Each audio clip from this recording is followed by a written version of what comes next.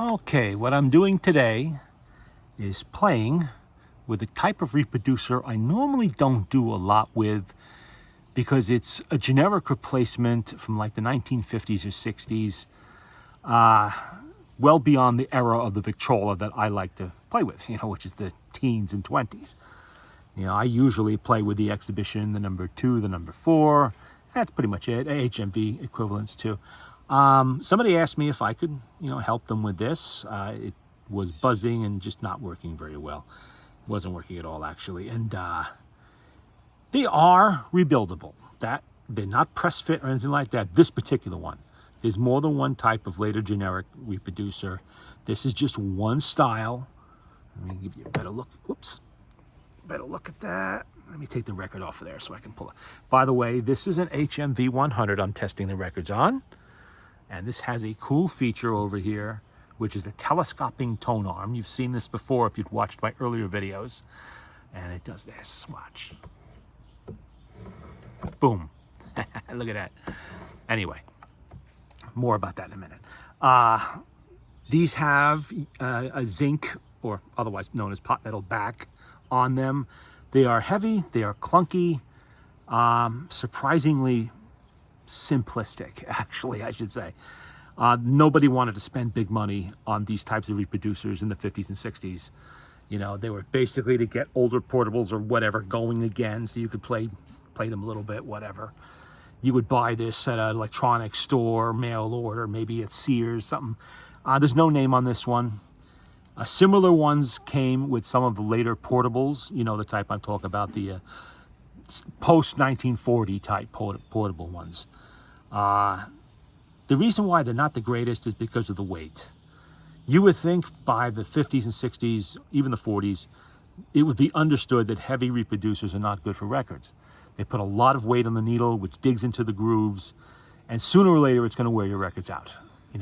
Play it once or twice, fine, not going to hurt much, but play it all the time, yeah, that's not good. They were, I guess, considered an orthophonic style because they did have an aluminum diaphragm. This one had one too, and it was, it was trashed. It was destroyed.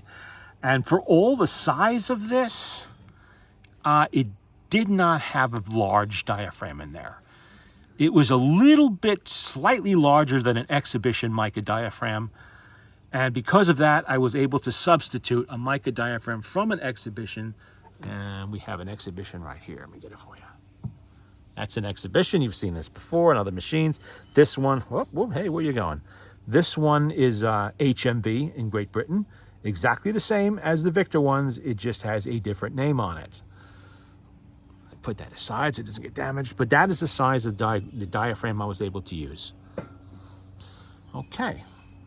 I had some custom-made foam rubber gaskets from another project years back that a friend of mine made for me, and I had extras, so I used them in this, and they were actually a good fit. They slipped right into the middle of the reproducer where they're supposed to go. Right here, basically, is the size of the hole. And it took one on the bottom, and it took two on the top to fill up the volume in there with the diaphragm, with the mica diaphragm sandwiched in the middle.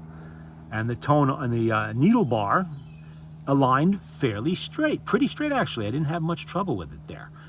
Only problem with this is those foam gaskets tend to find their own level as they compress, and all those millions of little air bubbles in there work their way out. It is foam after all, it does have air bubbles.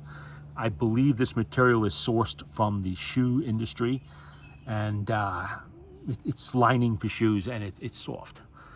Now, the pivot. You talk about simplistic on that pivot right here. This is what I'm talking about on either side of the needle bar. It really is just a sharp pin that's threaded on one end, and you just jam it into the needle bar right here, needle bar block. No dimples there, nothing. The pin just jams in, and that's what holds it. Really, there's no adjustment on that actually. If you can't really over tighten it because you would just simply snap it. And even tight, that needle bar is still going to flip back and forth like it's loose. It's totally different from the old style where you could do fine adjustments and get it just right. These ones, you kind of just got to wing it. Anyway, I got that together. That's working okay. It's lined up pretty good. You know, there's no real problems there. The mica, the diaphragm itself was left over from another exhibition, so I did not have to use a new one in there because I'm just testing here. You know, trying different ideas to see if I can get something that works. This is the only thing I could really come up with that would do it and get this thing to make some kind of noise, hopefully decent noise, for the gentleman to use it in a later style off-brand portable. Should be good for that. These things do not have an isolator gasket the same way a Victor does or something like that. I believe they originally had a rubber sleeve that went in there, and then you fit that onto the tone arm. What I did here is I wrapped it with good old-fashioned electrical tape, black electrical tape. Enough to take up the space there and cut off most of the air leak. And then I screwed that little guide screw they have here, I screwed that down into the slot very gently so I don't damage the tone arm elbow. That I do not want to do. And I'm sure this was made to be fit onto a pot metal tone arm. That's generally what was available after, you know, the 1920s, you know, on those off-brand portables and stuff. So that'll probably be good on there. Just if you do clamp down on a pot metal tone arm, don't do it too tight because you can shatter it. You don't want to do that. You can chip it off. And as I said, this is the HMV 100. This is HMV's first black box portable, you know, with the fabric covered box. This would become the 101 in like a year after this was made, and then it will become the legendary 102 until 1958, sold until 1960. So this is based directly on the Victor Victrola 35 portable, which uses the same type of a horn setup in there. Basically, almost the same style of box. Well, they are the same style of box, but this is a little smaller than the 35. Same basic layout, all of that. This is, what year? I think it's 1925, I believe. I forget. They only made it for like a year, 9 months to a year or something like that. Then they went to the 101. So, but it's really cool with that telescoping. I'll do it again, watch. Boom, telescoping tone arm on there. That must have been really expensive and time consuming to produce and assemble. I did this machine years ago. I've had it for a long time. I don't know why I seem to find these over here. I'm told they're rare even in the UK. I don't know if that's true or not. But over here, they're generally unobtainium. I don't see them very often, but 5 times I found a 101 over here. I'm sorry, a 100. A 100, 5 times. And there are minor changes made in these machines as they go through time. The stay over here moves to the other side because it tends to interfere. I'll see that right there. It interferes with the tone arm, and that's not good. So they moved it to the other side later on. So this obviously is an earlier one, earlier production, I suppose. It has a nice little needle box here. This is the needle box, basically, that Victor used in the later 35s and the last generation of the Victor Victrola 50. And I think it shows up at a few other places too. And of course, it's front crank, and you have to hang it off the edge of the table, otherwise goodbye knuckles. Yeah, this will hit into the tabletop. So you have to hang this over the table and do it. Let me get a record on there. And we can give it a spin up. And by the way, this is not the heaviest and clunkiest of these generic aftermarket reproducers that I have. I actually have one that's bigger than this, and a couple the same size, but this is not as big and heavy as they come. Did I wind that up? Yeah, I did. Okay.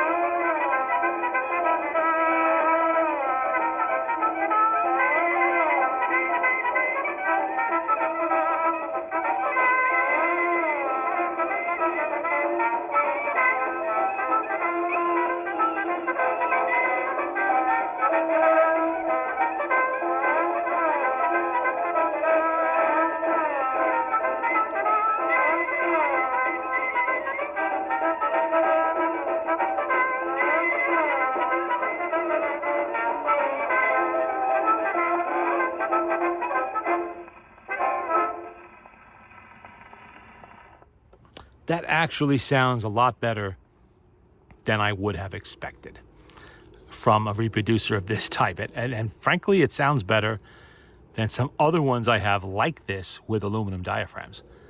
And don't know why, but that's okay. That was the whole point of this, to get this reproducer to reproduce some kind of sound so it could be used on one of those aftermarket players where it looks like it should be belonging. All right, let's try this other side of this record. I'm not going to tell you the title of this record because it's an impolite title.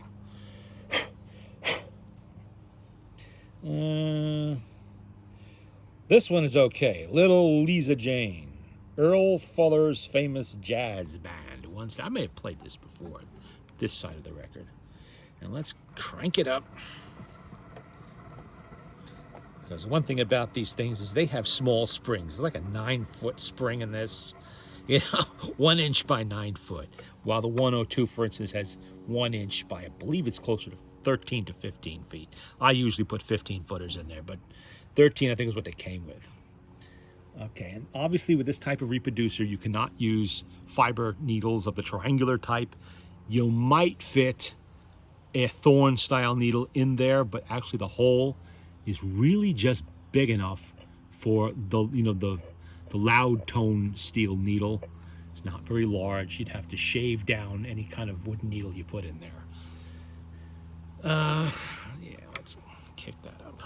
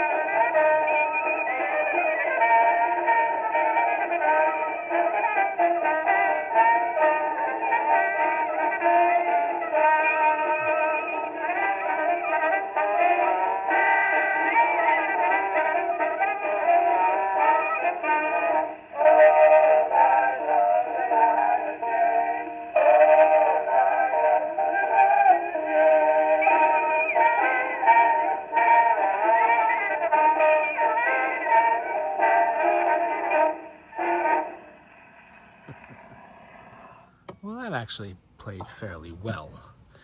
Kind of surprised at the volume this is giving off. I guess it's on par with what the volume would be in the original exhibition reproducer, given that they are using the same diaphragm. And similar, well, not quite the same gaskets, but the same diaphragm. Put that right there in the record slot. And let's see what we got next on the stack over here. This is just a stack I pulled off the top of the pile of records. Tenor and baritone duet with orchestra, My Little Dream Girl by James Reed and J.F. Harrison. Don't know what that's about, but we'll find out as soon as I find a needle and I wind it up. Okay, let's get that in there. Needle sits pretty far down in there too.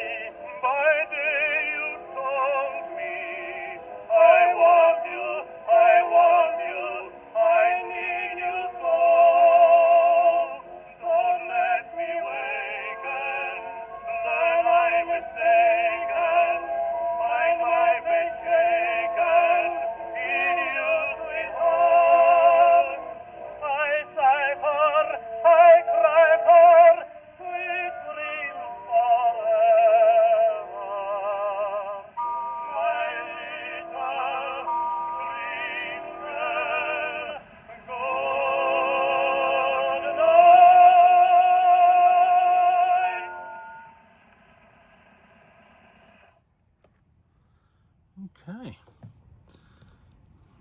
Much better than I had expected, actually. I didn't think it would be that clear. It really hits those high notes pretty good. Considering they're, other than the gaskets, which I guess technically are new, they've never been used, there's no new parts used in this. You know, it's all stuff that's, let's see. Yeah, I'll try another one. It's all stuff I had lying around. Nothing was required. You know, you can't get new parts for these. They're simply not there anymore. Blue Jay, what's the other? Whistle While You Walk. Billy Murray and Belmont. Oh boy. Tenor with whistling specialty, but they would have pressed anything back there, wouldn't they? They definitely did. Anything that could be made into a record was used. Even records of various bodily functions. Okay, let's get a needle in there and crank her up. Try it again.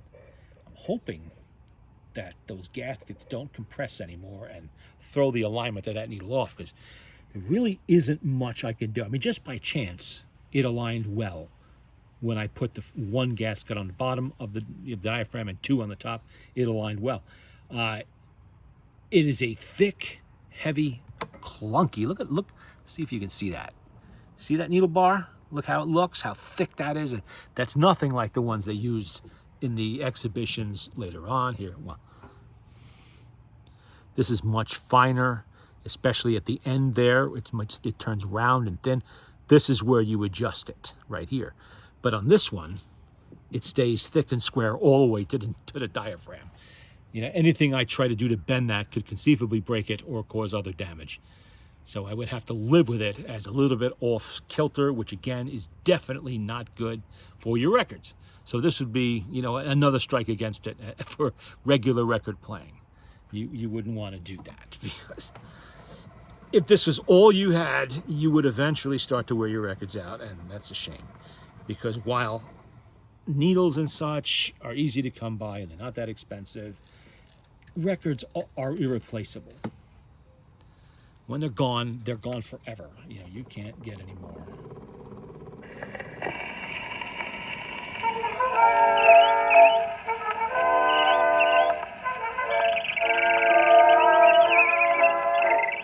Strolling down a quiet lane with your sweetheart on your arm, what's the harm? What is the harm?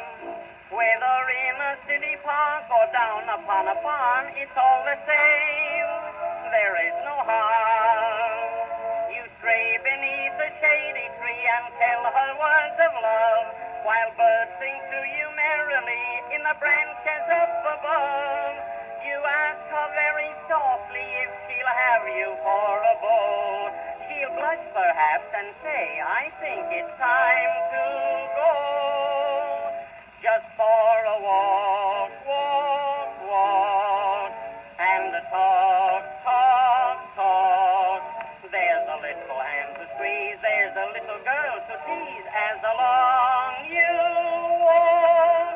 You hear a bird's sweet song as you pass along, and this love song you can whistle as you walk, walk, walk. Just for a walk, walk, walk, and a talk, talk, talk.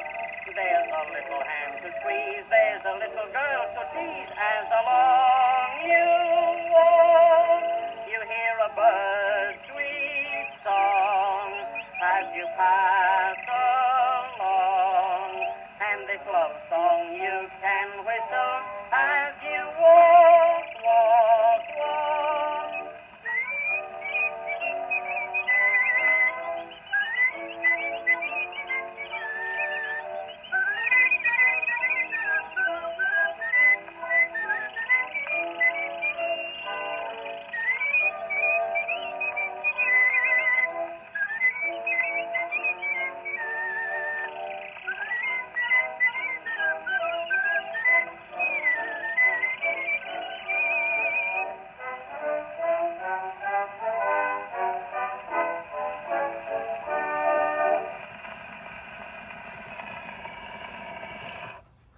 Yep, it's hitting them high notes all right. Okay, I think I'm going to leave it with the mica diaphragm in there, because frankly I have nothing else left that I could put in there that'll fit the available space. I mean, I could, you know, like a number 2 is too big. I can't fit a number 2 in there, but it seems to be doing well with the exhibition, so I'm going to leave that alone and just keep an eye on it for needle bar alignment. Like I said, I really can't do much for that. You know, let's see. Humoresque, violin, cello, harp. Violin, cello, and harp. I don't know about that. It doesn't really sound like my style of music too much. But I will eventually play it. Oh, Victor Solano Orchestra. Let's see. Out of the Dusk to You. And Eleanor's on the other side. But we'll try Out of the Dusk to You. Let's see what that's all about. National. Oh, Nathaniel Shilkret is the director. Did I crank that up? No, I didn't. I forgot.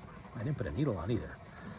Two things you really got to remember to do when you're playing one of these machines is you got to crank it up, and you do have to put a needle on it, on the reproducer. Fail to do either one of those things, and it's not really going to play very well or for very long.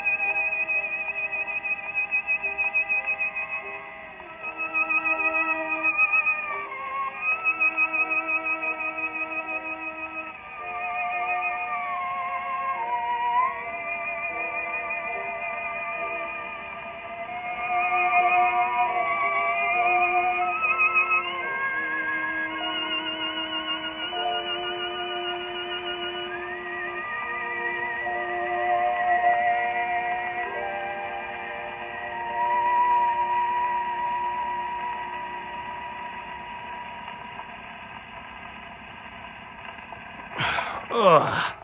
If I have to listen to that too long, I'm going to start to nod off. But I think that does it for now.